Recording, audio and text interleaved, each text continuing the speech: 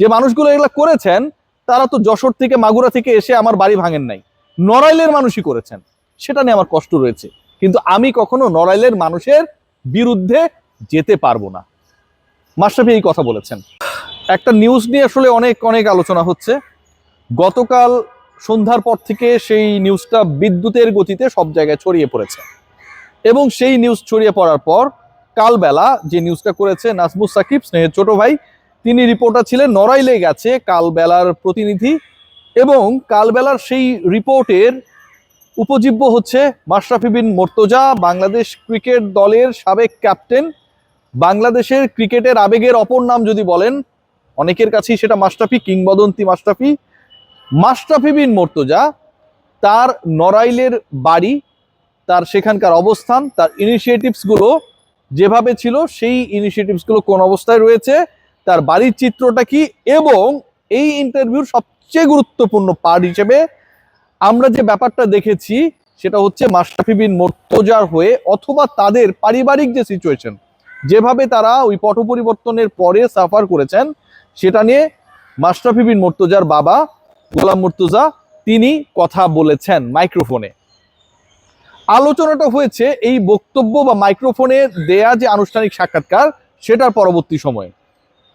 যেই কার্ডটা ভাইরাল হয়েছে ফটো কার্ডের যুগে, সেই কার্ডে সব জায়গায় ইনক্লুডিং মি যেই নিউজটা গেছে সেটা হচ্ছে মাশরাফি বিন মুর্তজা প্রত্যেক প্রাণীকে মৃত্যুর স্বাদ নিতে হবে, তিনি মৃত্যুর পরেও যেন তাকে নড়াইলে নিয়ে যাওয়া না হয় এরকম একটা ওয়াদা বা কমিটমেন্ট নেওয়ার চেষ্টা করেছেন তার কাছের মানুষদের কাছ থেকে।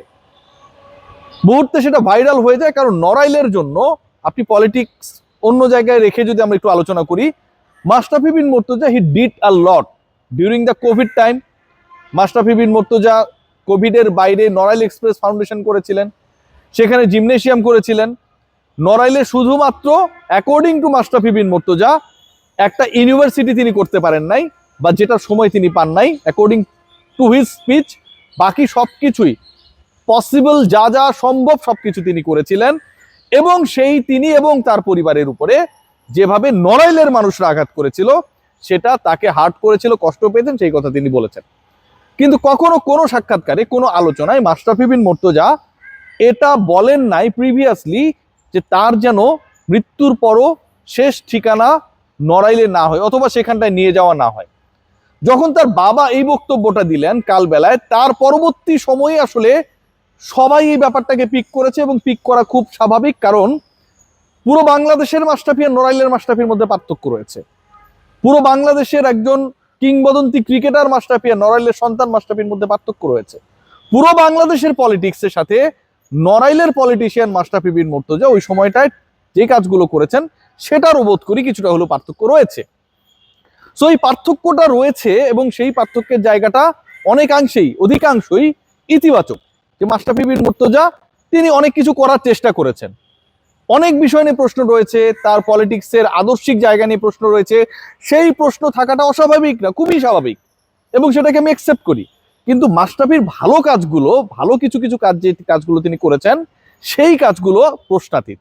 সো এত ভালো কাজ করা একজন মানুষ, সাধারণ পলিটিশিয়ানের যে ক্যারেক্টার, সেই ক্যারেক্টারের বাইরে গিয়ে তার যে কনস্টিটিউয়েন্সি সেখানটায় গিয়ে তিনি যে পজিটিভ কাজ করার চেষ্টা করেছিলেন, সেই কাজগুলো করা মাশরাফি বিন মুর্তজার। যখন ঘরবাড়ি জ্বালিয়ে দেওয়া হয়, তার পদকগুলোকে ছুঁড়ে ফেলা হয়, চুরি হয়ে যায়, যখন মাশরাফি বিন মুর্তজা নড়াইল এক্সপ্রেস ফাউন্ডেশনের যে অবকাঠামোটা তৈরি করেছিলেন সেটাকে ক্ষতিগ্রস্ত করা হয়, যিনি এটা করেছেন তার জন্য এটা আঘাত। অবশ্যই আপনার আমার জন্য একরকম, তার জন্য আরেক রকম।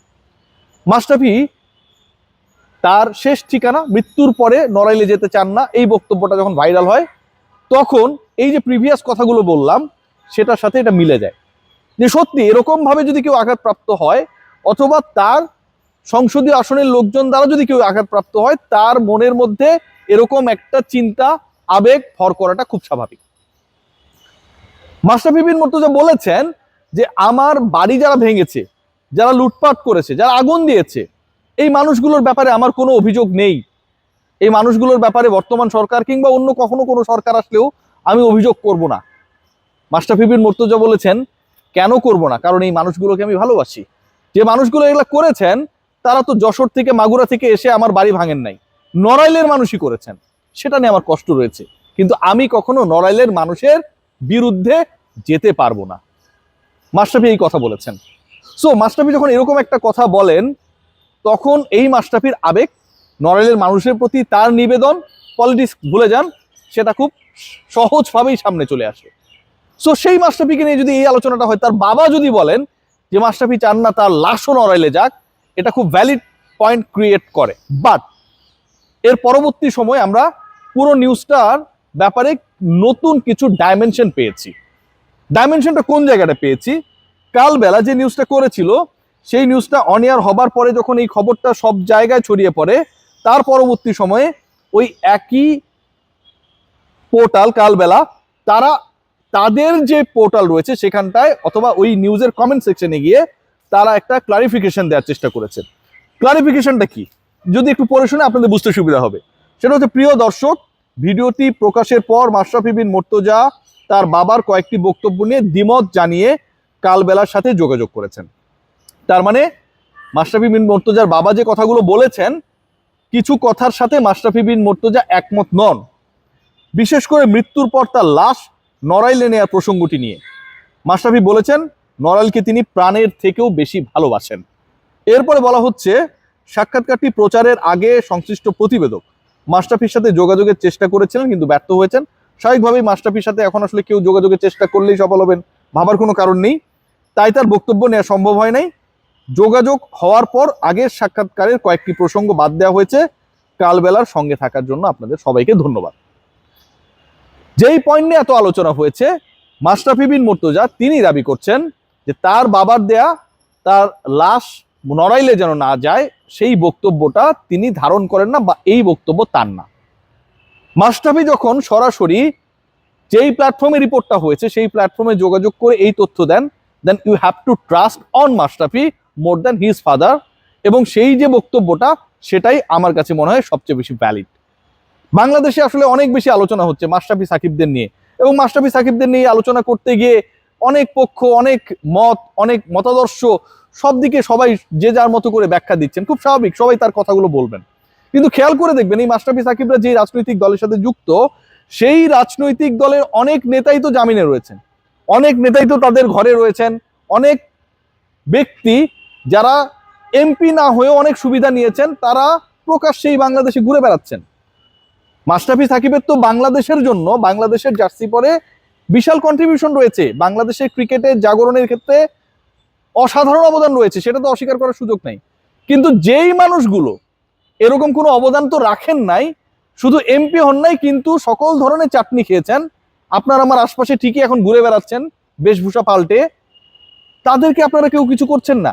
আর দুজন ক্রিকেটার, একজনের 7 মাসের পলিটিক্যাল ক্যারিয়ার, আরেকজন দুবারের এমপি, তাদের নিয়ে আমরা সবাই পড়ে আছি। অবশ্যই পড়ে থাকুন, দোষ থাকলে বিচার করুন, কোনো আপত্তি নেই, কিন্তু একই সাথে বাকিদের ক্ষেত্রেও যেন জাস্টিস এনশিওর হয়, সেটাও গুরুত্বপূর্ণ।